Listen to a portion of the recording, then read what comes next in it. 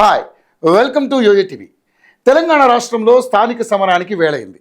ఇప్పటి వరకు రాష్ట్రంలో అసెంబ్లీ, పార్లమెంట్ ఎన్నికలు పూర్తయ్యాయి. ఇక ఇప్పుడు సర్పంచ్ ఎన్నికల టైం వచ్చేసింది. ఈ ఎన్నికలకు మొదట నోటిఫికేషన్ వెలువడనుంది. పంచాయతీలకు ఎన్నికలు నిర్వహించాలని ప్రభుత్వం నిర్ణయించింది. 2025 జనవరిలో సర్పంచ్ ఎన్నికలకు ముహూర్తం ఫిక్స్ చేసినట్లుగా తెలుస్తోంది. 2024 జనవరి నెలతోనే సర్పంచుల పదవీ కాలం ముగిసింది. గత 11 నెలలుగా గ్రామాల్లో ఇన్ఛార్జీల పాలన నడుస్తుంది.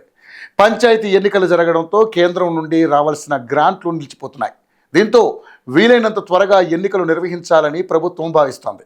ఎంపీపీ, జెడ్పీటీసీ, ఎంపీటీసీల పదవి కూడా జూలైలోనే ముగిసింది. సర్పంచ్ ఎన్నికలు ముగియగానే పరిషత్ ఎన్నికలు నిర్వహించనున్నారు.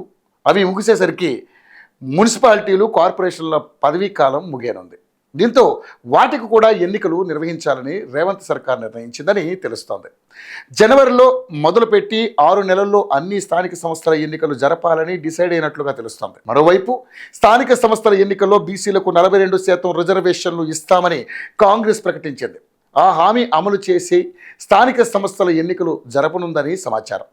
బీసీల రిజర్వేషన్లు పెంచడం కోసమే సమగ్ర కులగణన సర్వే చేపట్టింది ప్రభుత్వం. నవంబర్ నెలాఖరుకు సర్వే పూర్తి కానుంది. సర్వే ముగిసిన వెంటనే ఆ లెక్కల ఆధారంగా కాంగ్రెస్ సర్కార్ బీసీ రిజర్వేషన్లు పెంచి స్థానిక సంస్థల ఎన్నికలు నిర్వహించనుంది.